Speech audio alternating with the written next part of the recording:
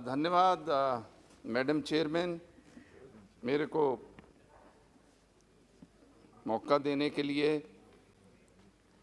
ये जो बजट आया, हम लोग मन से चाहते थे कि इसकी सपोर्ट करें, लेकिन जैसे जैसे उसको पढ़ते गए तो कई चीज़ें सामने आई। एक तो ये सामने आया कि बेरोजगारी, गरीबी, इनइक्वालिटी, प्राइस राइज को सारे बजट में कहीं मेंशन्ड ही नहीं है, वर्ड्स ही गायब है। तो मुल्क में जो प्रॉब्लम है वो तो महंगाई की, अनएम्प्लॉयमेंट की, इस तरह की समस्या है, पर वो मेंशन नहीं है। एनीवे, वो तो जो सरकार बनाती है बजट, जो डॉक्यूमेंट बनाते हैं, उनकी मर्जी होती है। मैं उसको क्वेश्चन नहीं कर रहा हूँ, सिर्फ कह रहा हूँ कि मेंशन नहीं है। अब जब आते हैं तो एक बहुत बड़ी घोषणा हुई, अच्छी घोषणा हुई, क्योंकि मिडिल क्लासेस को 5 से 7 लाख में इनकम टैक्स रिलीफ मिला। लेकिन उस वक्त समझ नहीं आई, उसके साथ बहुत सारी शर्तें लगी हुई हैं कि अब न्यू टैक्स रिजीम जिसमें एग्जेम्पशंस खत्म हो जाएंगी। अच्छा, उसके बराबर जब बजट पड़ा तो जो रिचेस्ट लोग हैं, जो 5 करोड़ से ऊपर वाली इनकम है, उनका सरचार्ज कम करके उनको टैक्स रिलीफ दे दिया। बाकी कोई टैक्स कम नहीं किया, कोई इनडायरेक्ट टैक्स नहीं कम किया, कोई जीएसटी कम नहीं किया।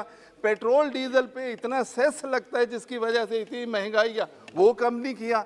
तो जब बजट पड़ा तो अफसोस हुआ कि भाई इसमें तो कुछ ना कुछ तो होना चाहिए था। तो महंगाई को चोट करने के लिए ये सारी चीजें छोड़ दी गई। अच्छा, फिर डिपार्टमेंट्स का जब बजट देखा तो सोशल सेक्टर के सारे डिपार्टमेंट्स का या तो बजट पिछले साल जितना ही, या उससे कम कर दिया। तो कैसे एम्प्लॉयमेंट बढ़ेगी, कैसे गरीबी कम होगी?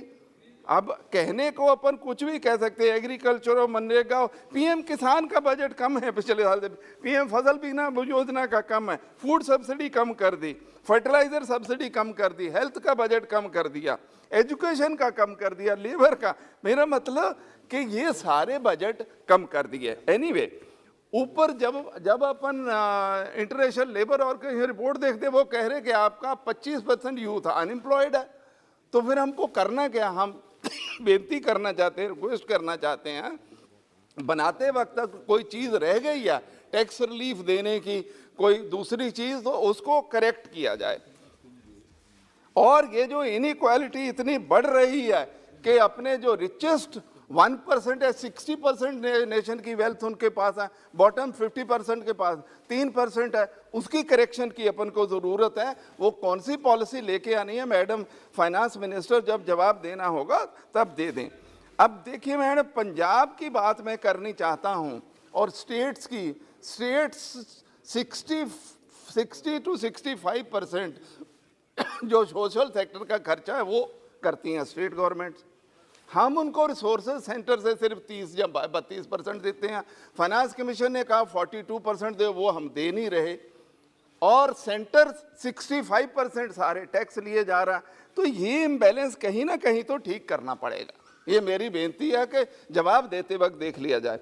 अब पंजाब जो है मैडम, वो नहीं, मैडम पंजाब की बात कर रही है और कंस्टिट्यूंसी की। मैं बहुत कम बोलने वाला आदमी हूँ। पंजाब 35 to 40% सेंट्रल पूल जो फूड का उसको कंट्रीब्यूट करता है। हमारी ज़मीन ख़राब हो गई, हमारा अंडरग्राउंड वाटर ख़राब हो गया, हमारे पाकिस्तान से लगे हुए हैं वो ड्रोन भेज रहे हैं, ड्रग्स भेज रहे हैं, वेपन भेज रहे हैं।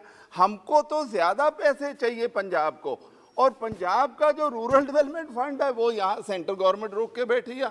हम स्पेशल पैकेज मांगते हैं, वो नहीं देते हैं।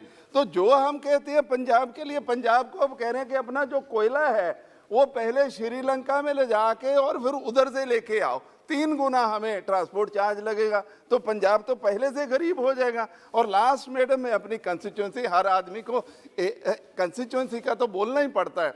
मैं शुरू से कहता आया हूँ कि मैं श्री फतेहगढ़ साहब, जहाँ छोटे साहिबजादे हमारे 10वें गुरु गोविंद सिंह जी के बच्चों को शहीद किया गया था, उस जगह से आता हूँ। हम बार बार कहते हैं कि उसको वर्ल्ड क्लास इंफ्रास्ट्रक्चर बनाइए, क्योंकि सारी दुनिया का सिख वहाँ आना चाहता है, वहाँ सारा कुछ वर्ल्ड क्लास दीजिए उसको इंटरनेशनल टूरिस्ट सर्किट में लेके आइए। ये मैं बार बार कहता हूँ। जो मेरे यहाँ MSME हैं, मंडी गोविंदगढ़, खन्ना, दोराहा, सानेवाल, उसको मैंने कई बार मिनिस्टरों को भी मिला हूँ कि उसको फैसिलिटीज दी जाए।